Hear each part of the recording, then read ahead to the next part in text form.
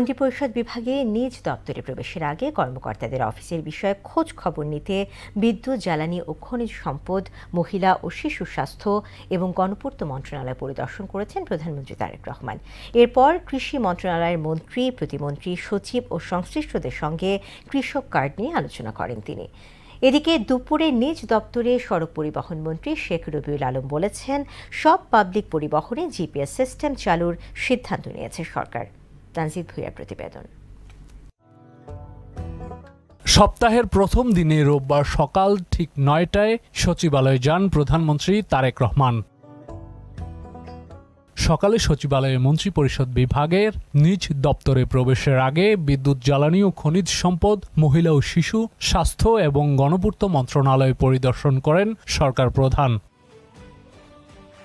এরপর সকালে কৃষি মন্ত্রণালয়ের মন্ত্রী, প্রতিমন্ত্রী, সচিব ও সংশ্লিষ্টদের সঙ্গে কৃষক কার্ড নিয়ে আলোচনা করেন প্রধানমন্ত্রী।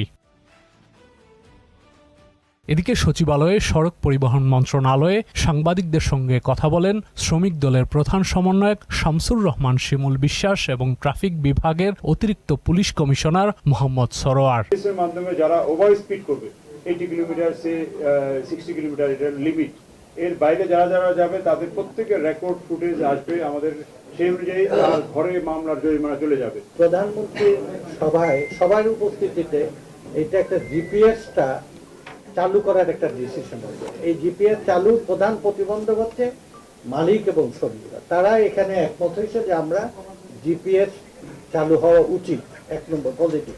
এতে সব পাবলিক পরিবহনে জিপিএস সিস্টেম চালুর কথা জানান সড়ক পরিবহন ও সেতুমন্ত্রী শেখ রবিউল আলম। আগামীতে অল্প সময়ের মধ্যে যত্রতত্র হাইওয়ের পাশে টিকিট কাউন্টার এটা থাকবে না, এটা বাস স্ট্যান্ডে নিয়ে আসতে হবে, অথবা গন্তব্য যেখানে বাস গিয়ে থামবে সেখানেই থাকবে। সব পাবলিক পরিবহনে, সব পরিবহনে জিপিএস থাকবে।